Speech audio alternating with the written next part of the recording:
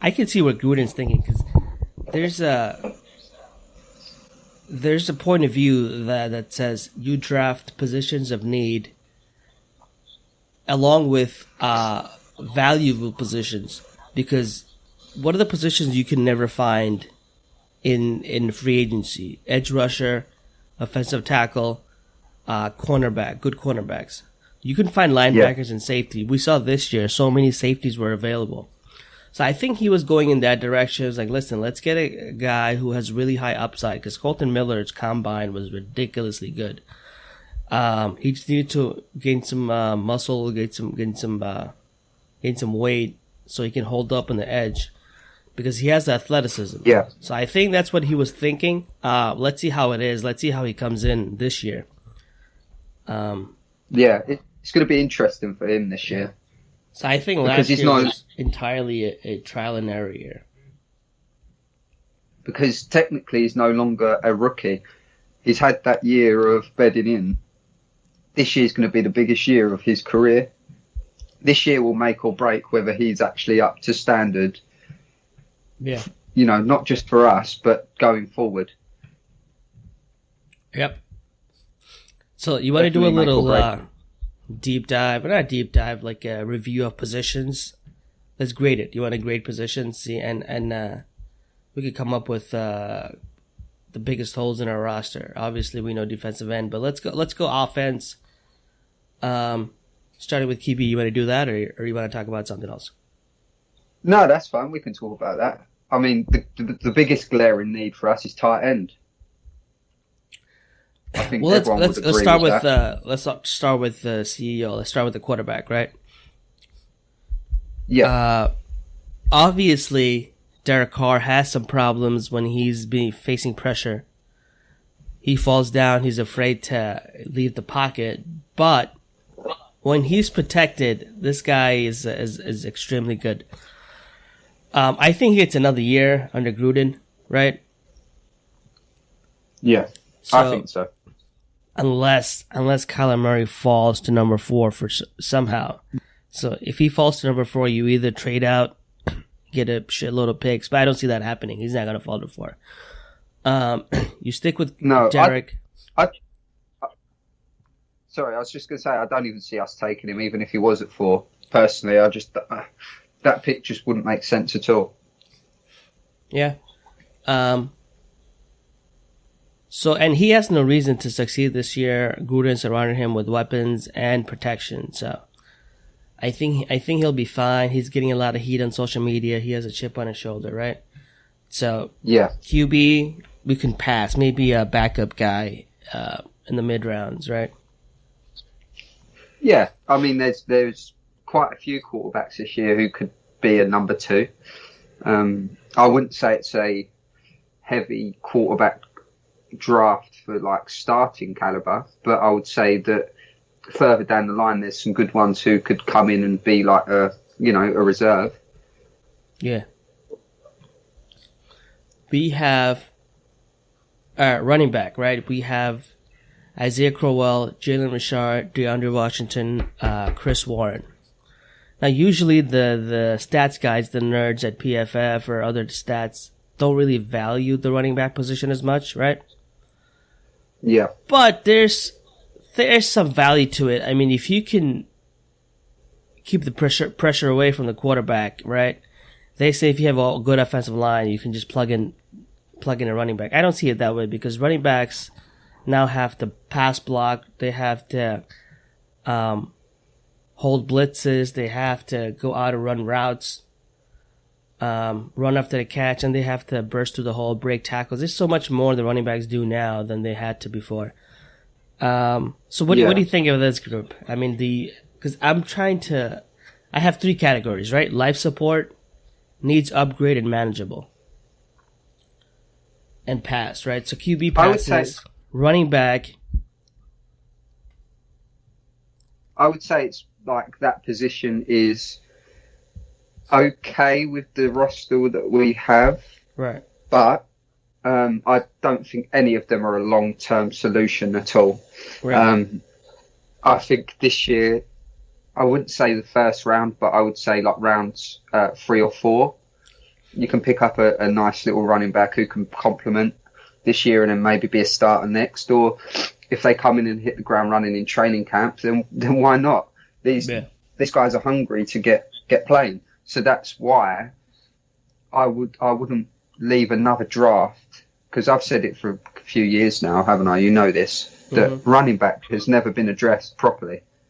Like since I've supported the Raiders, I just don't feel like it's been a top priority. And I feel that this year there's a couple of guys in particular, like David Montgomery, Miles Sanders, Darrell Henderson. There's a few of them there who could possibly fall to rounds 3 or 4. And I know we haven't got a 3rd round pick, but there's no way that, in my opinion, that we don't trade back into the 3rd round, because there's too much of a gap in between 2 and 4.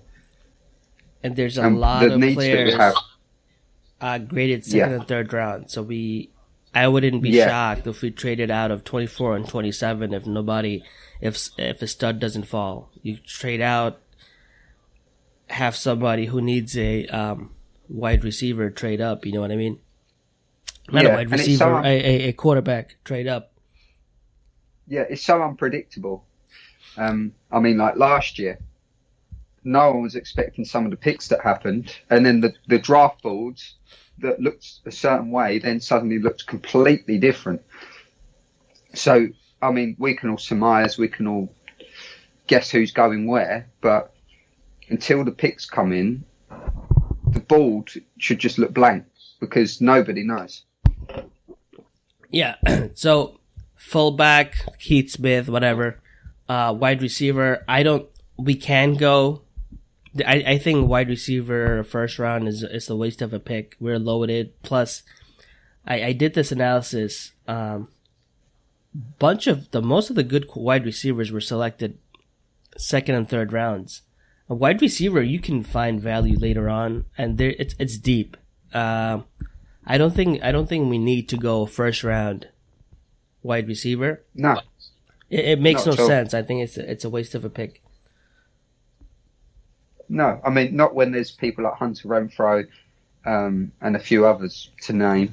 There's Terry McLaurin. You can get him. He's going to fall to the 5th round easily. Guys like that. Nicole Hardman. Yeah. There's loads this year. It's actually quite a deep draft full of wide receivers. Judy as well. He's a really good prospect. I actually quite like the look of him. Jerry Judy from Alabama. Yeah. Yeah, I think he might be coming out next year or maybe the year after, but that kid's a stud. Is he not out this year? No. Because I like... No, that's a shame. I think he's just... I see someone put up a clip of him, so I was thinking, is he in this year's draft? But clearly not. Yeah, that quick clip was ridiculous. He runs full speed, stops on a dime, and just cuts. Yeah, that's just mad. That's why I was getting excited. I was like, I wouldn't mind something like that in our team. No, man. Tight end. Now, we got a lot of... we have Darren Waller, Lee Smith, Luke Wilson, Paul Butler. Is Derek Carrier unrestricted free agent? Yeah. Okay.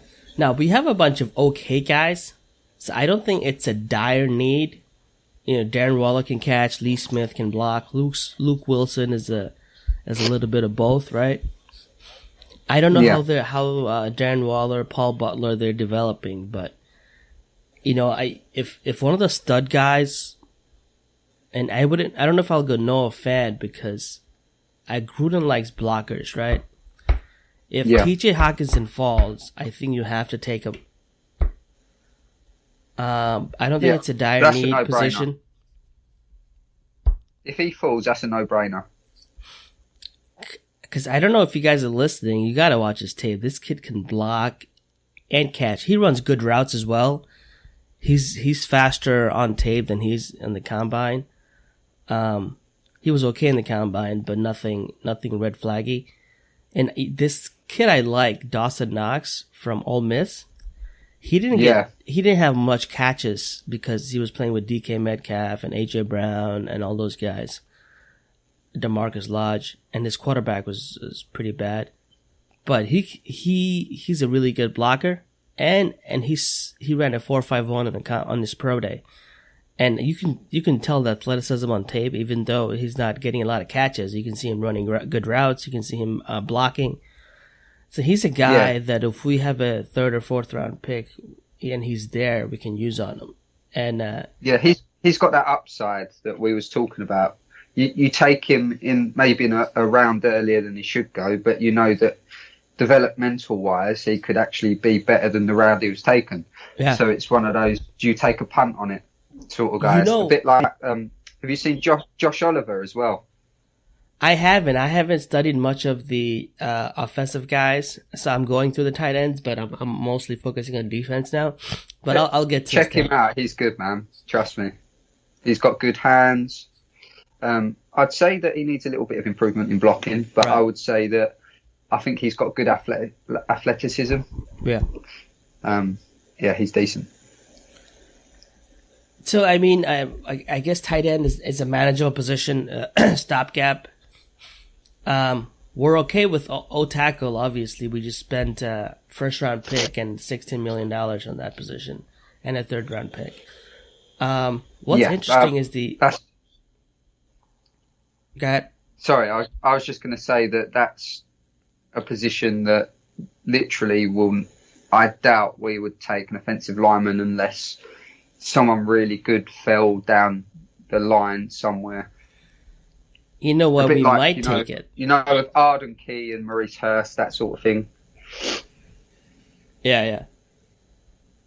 You know, we might take an interior O-line guy. Like, we have a need at guard. I don't know how good Denzel Good and Justin Murray and Denver Kirkland, all those guys would be at guard. I don't know if I trust them, but I don't know how the coaches feel about starting one of them in the future. But if you have a guy like who can play all three positions, and he's there, like Dalton Reisner played center tackle, and he can play guard. Maybe you draft him with the 35th pick or the 27th or whatever. Have him start off at guard. If our center, Rodney Hudson, decides to retire and the Raiders don't want to sign him as a free agent, he can move into center. Or if a tackle gets hurt, he can move to tackle. So that's a very valuable position.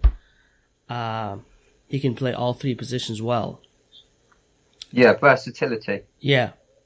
So I don't know if I wouldn't take two. If TJ Hawkinson is there, you take him and don't worry about the tackle, because I wouldn't take two offensive guys with the top 4 picks. But if Hawkinson isn't there, which he probably won't be, you can take one of these interior guys who can play different positions. You can start off at the open right guard spot and maybe move him around if injury happens or in the future you need to replace a center.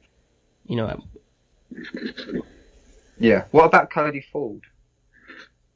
What's that? What do you think of Cody Ford? Cody Ford's good. He was really good in Oklahoma, right? And they say he's a better guard prospect. We'll see. Jonah Williams, there's no way he's gonna drop because he's a stud. So you have Jonah Williams, you have Cody Ford, you have Chris Lindstrom, Eric McCoy. Chris Lindstrom, Eric McCoy are center guards. Cody Ford, Dalton Reisner are guard tackles. So, it depends where do you want to go with it. But offensive line is not a flashy position, but if you want to keep your quarterback upright and you want to have a good running game, you want to have a good quality 5 guys. Yeah, you've got to protect Carr because, as you said earlier, when he's getting that pressure, he's not the same. If you can keep the pressure off of him, even just for that split second more, I think that you'll see this year how accurate he really is at throwing. Yeah, no, he's very accurate and he has a really good arm strength. It's him not able to scramble and just taking the sack so easily that it worries me. Yeah, I look at the quarterbacks now